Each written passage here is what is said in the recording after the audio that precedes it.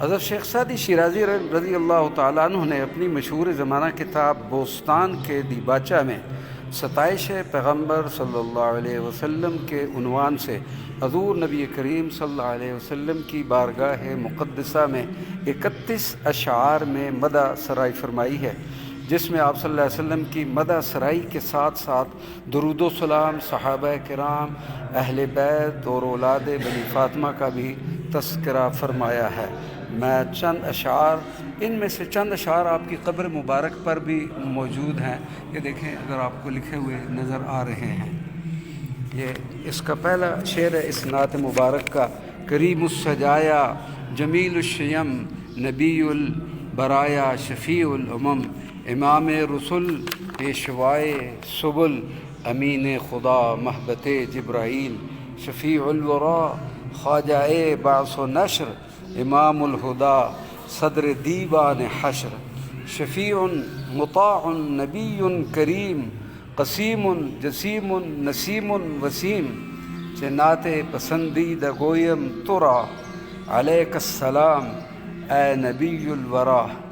یہ دیکھیں، آپ کو سامنے لکھا ہوا شعر نظر آ رہا ہے: درود ملک بر روان تو بات بر آل و اصحاب پیروان تو بات نخستین ابو بکر پیر مرید۔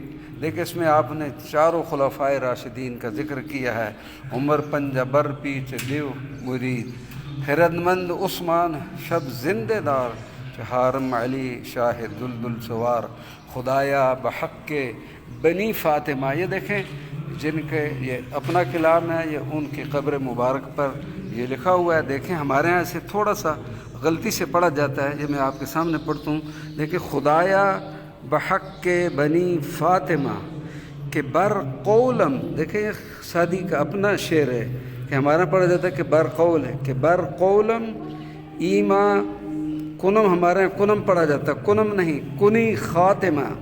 اور اب پڑھا جاتا ہے ہمارے یہاں اگر طاعتم رد کنی ور قبول منو دست و دامان آل رسول۔ اور یہ دیکھیں سارے اشعار الحمدللہ اس نعت پاک کے حضرت شیخ سعدی کا یہ مدار آپ کو سامنے نظر آ رہا ہے، اس پر یہ سارے اشعار کندہ ہیں۔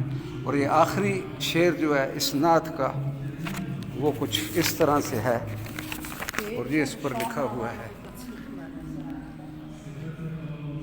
چہ وصفت کند سعدیے ناتمام، چہ وصفت کند سعدیے ناتمام، علیک الصلاۃ اے نبی والسلام۔ یہ آخری شعر ہے آپ کی نعت مبارکہ کا، اور یہ سامنے آپ کو قبر نظر آ رہی ہے، اس پر اس نعت کے منتخب اشعار انہوں نے لکھے ہوئے ہیں۔